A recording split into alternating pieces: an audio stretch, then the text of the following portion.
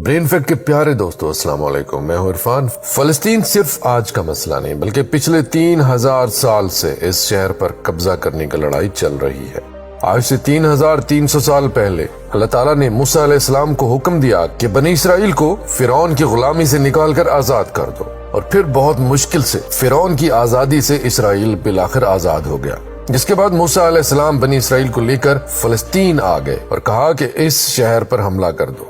لیکن بنی اسرائیل نے کہا کہ آپ اور آپ کا رب جا کر لڑیں، یہ لڑائی ہم نہیں کرنے والے، جس کی وجہ سے اللہ تعالیٰ نے 40 سال تک انہیں ڈیزرٹ میں رہنے کی سزا دی۔ یہی موسیٰ علیہ السلام پر آسمانی کتاب تورات نازل ہوئی، اور اس تورات کے پہلے چیپٹر بک آف جینسز میں صاف لکھا ہے کہ یہ علاقہ فلسطین اللہ نے صرف اور صرف ابراہیم علیہ السلام کی اولاد کے لیے رکھا ہے، جس کی وجہ سے آج تک جتنی لڑائیاں چل رہی ہیں یہ اسی کے لیے ہے، کیونکہ یہودی یہ کلیم کرتے ہیں کہ تورات کی اس آیت کے مطابق یروشلم اور فلسطین پر صرف اور صرف بنی اسرائیل کا حق ہے، کیونکہ بنی اسرائیل ابراہیم علیہ السلام کی اولاد اسحاق کی اولاد میں سے ہیں، تب تو ان کو ملنا چاہیے۔ لیکن تورات میں لکھا ہے کہ یہ علاقہ صرف ابراہیم علیہ السلام کی اولاد کے لیے ہے، اسحاق علیہ السلام کی اولاد کے لیے نہیں۔ ابراہیم علیہ السلام کے ایک نہیں بلکہ 2 بیٹے، اسحاق اور اسماعیل علیہ السلام۔ اسحاق علیہ السلام فادر آف بنی اسرائیل، لیکن اسماعیل علیہ السلام کو عربوں کا فادر سمجھا جاتا ہے، اور یہ بات صرف ہم نہیں، ایون یہودی بھی اس بات کو مانتے ہیں۔ تو انہی کی کتاب تورات کے مطابق فلسطین پر صرف اسحاق علیہ السلام کی اولاد کا حق نہیں ہے، بلکہ اسماعیل علیہ السلام کی اولاد عربوں کا بھی حق ہے۔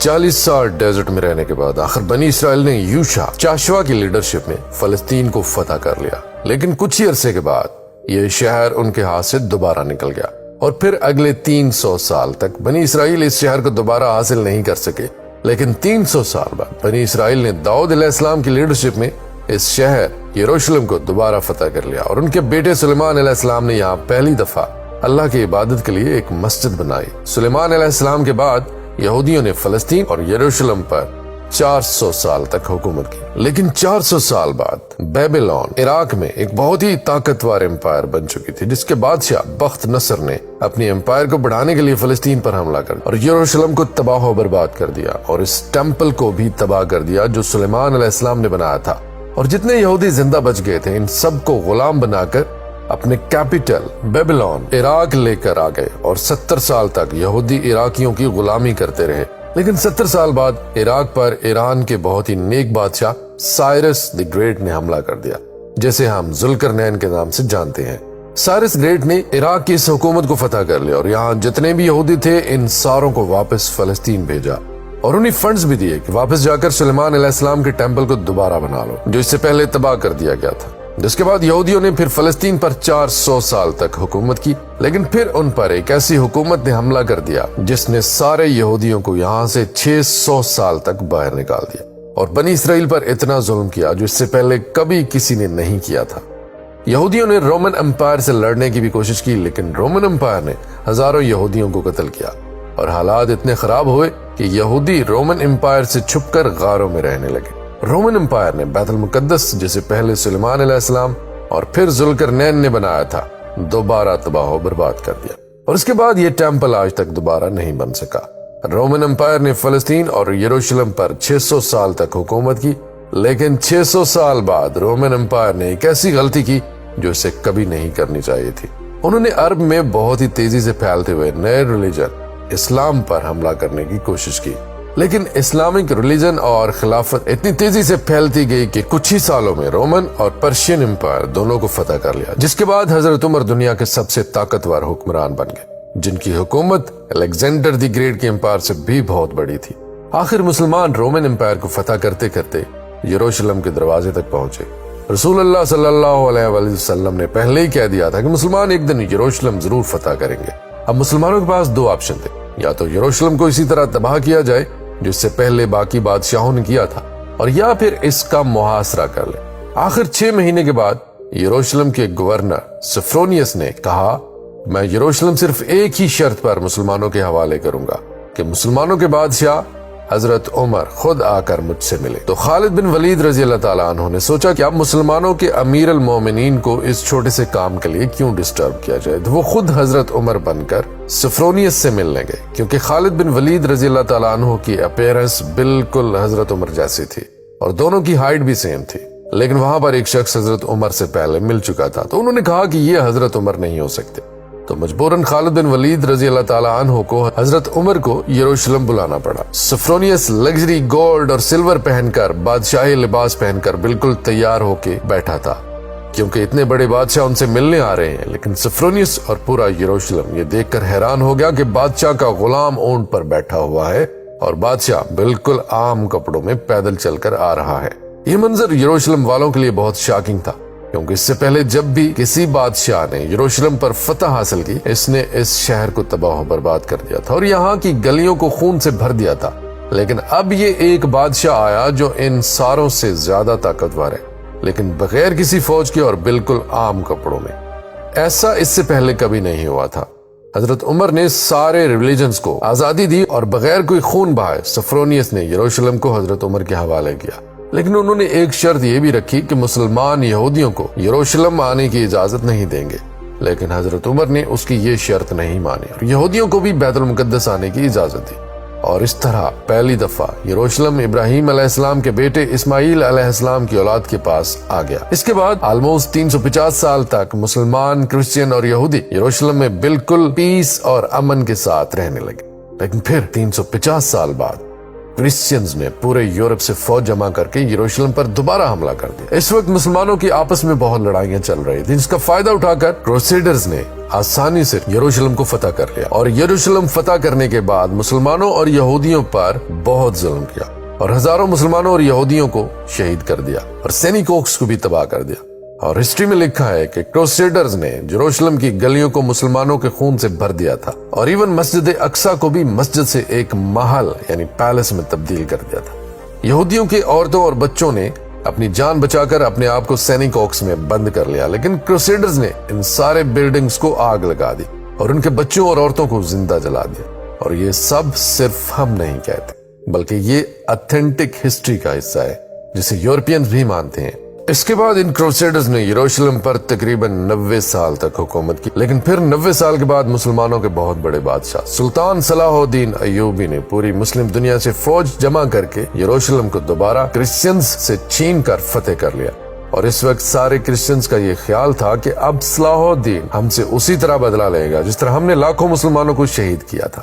لیکن صلاح الدین ایوبی نے بالکل حضرت عمر کی طرح سارے کرسچنز کو معاف کر دیا۔ ایون کرسچنز بھی اس بات پر حیران ہوئے اور صلاح الدین ایوبی سے پوچھا کہ جب ہم نے فتح کیا تھا تو ہم نے ہر مسلمان کو قتل کیا تھا، لیکن صلاح الدین ایوبی نے کہا I am not those men. I am Salah Ad-Din.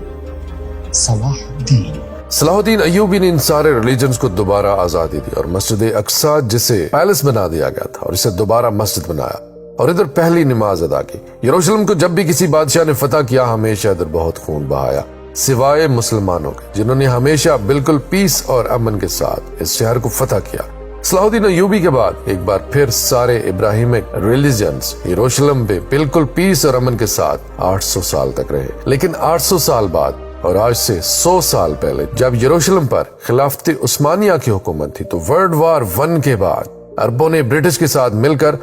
خلافت عثمانیہ کو ہمیشہ کے لیے ختم کر دیا کہ ہم عربوں پر یہ ترکش لوگ آ کر کیوں حکومت کر رہے ہیں۔ تو اس نیشنلزم کی وجہ سے فلسطین بھی مسلمانوں کے ہاتھ سے نکل گیا۔ لیکن تھوڑے ہی عرصے بعد پہلے برٹش اور یہودیوں کی آپس میں ڈیل ہو چکی تھی کہ اگر برٹش کو یہ علاقے ملے تو وہ ادھر ایک یہودی اسٹیٹ بنائیں گے۔ اور یہ معاہدہ ہوا کیوں تھا؟ کیونکہ اس سے پہلے یہودی یورپ کے ہر field, business, science, medical, banking, ہر چیز میں بہت سٹرانگ ہو چکے تھے، جس کی وجہ سے یہودی یورپ کے سب سے طاقتور اور رچ کمیونٹی بن گئے۔ تو ان کی سپورٹ حاصل کرنا برٹش کے لیے سب سے ضروری تھا، اور پچھلے 1800 سال سے یہودیوں کے پاس اپنا کوئی بھی ملک نہیں تھا۔ تو اس میں سے کچھ یہودیوں نے زیونزم کی سوچ شروع کی کہ ہمارے یہودیوں کا بھی اپنا ایک ملک ہونا چاہیے، اور اس کے لیے انہوں نے اسی فلسطینی علاقے کو چنا، اور یہ ملک حاصل کرنے کے لیے انہوں نے ہر طرح سے کوشش کی۔ یہودیوں نے یہاں تک کہ عثمانی خلیفہ سلطان عبدالحمید سے بھی ڈیل کرنے کی کوشش کی، لیکن انہوں نے صاف انکار کر دیا، جس کی وجہ سے یہودیوں کو سمجھ آ گئی کہ اگر اپنا ملک بنانا ہے تو عثمانیہ سلطنت کو ختم کرنا ضروری ہے۔ اور جیسے ہی ورلڈ وار 1 کے بعد خلافت عثمانیہ ختم ہوئی اور فلسطین خلافت عثمانیہ سے نکل کر برٹش کی طرف چلا گیا، تو یہودی پوری دنیا سے اسی سیکرٹ پلان کے تحت فلسطین شفٹ ہونا شروع ہو گئے۔ اور فلسطین کے مسلمانوں سے زمینیں ڈبل ٹرپل پرائز پہ خریدنے لگے کیونکہ پیسہ تو ان کے پاس بہت تھا۔ برٹش امپائر نے بھی بیلفورڈ ڈکلیریشن میں یہودیوں کی ایک الگ سٹیٹ ہونے کو سپورٹ کیا تاکہ ورلڈ وار کے بعد یہودیوں کا سپورٹ اور پیسے دونوں حاصل کر سکے، اور اسپیشلی ورلڈ وار 2 کے بعد یورپ میں ہٹلر کی یہودیوں پر ظلم کے بعد یہودی اور بھی زیادہ پوری دنیا سے فلسطین میں جمع ہونے لگے اور فلسطین میں آہستہ آہستہ لڑائیاں بڑھنے لگی، جس کی وجہ سے UN نے ایک فیصلہ سنایا کہ فلسطین کو 3 حصوں میں ڈیوائیڈ کیا جائے، ایک حصہ فلسطین، دوسرا اسرائیل اور تیسرا یروشلم، جو ان دونوں میں سے کسی کا بھی نہیں ہوگا بلکہ یہاں UN کی حکومت ہوگی اور اس میں سب ریلیجنز کو آزادی ہوگی، جس پر عرب ممالک نے اس فیصلے کی سخت مخالفت کی اور اسرائیل کے آزاد ہونے کے صرف ایک دن کے بعد اسرائیل پر ہر طرف سے حملہ کر دیا۔ ایجپٹ، جارڈن، سیریا، تینوں کی فوجیں ایک ساتھ اسرائیل میں داخل ہوئیں، لیکن بہت ہی بے شرمی سے عرب ممالک یہ جنگ ہار گئے اور ایک ایسے ملک سے ہارے جو مسلمانوں سے سائز میں بہت چھوٹا اور جو اس جنگ سے صرف ایک دن پہلے آزاد ہوا تھا، اور اس ہار کی وجہ سے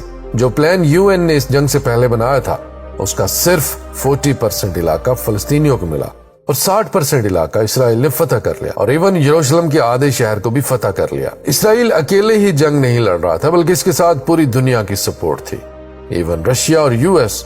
دونوں کا سپورٹ اسرائیل کے ساتھ تھا۔ اسرائیل نے یہ علاقے فتح کر کے ٹائم بالکل بھی ضائع نہیں کیا اور 7 لاکھ عربوں کو فلسطین سے باہر نکال دیا، جس کی وجہ سے فلسطین میں آہستہ آہستہ یہودی زیادہ اور عربی کم ہونے لگے۔ اس جیت کے بعد اسرائیل بہت سٹرونگ بن گیا اور پوری دنیا سے اور بھی زیادہ یہودی اسرائیل میں جمع ہونے لگے۔ اس کے بعد یہودیوں نے اپنے آپ کو عرب کے بالکل سینٹر میں ایک بہت ہی مضبوط حکومت بنا لی تھی، لیکن پھر بھی یہ 2 علاقے ویسٹ بینک اور غزہ اسرائیل کے کنٹرول میں نہیں تھے۔ لیکن آج سے آلموسٹ 60 سال پہلے یعنی 1967 میں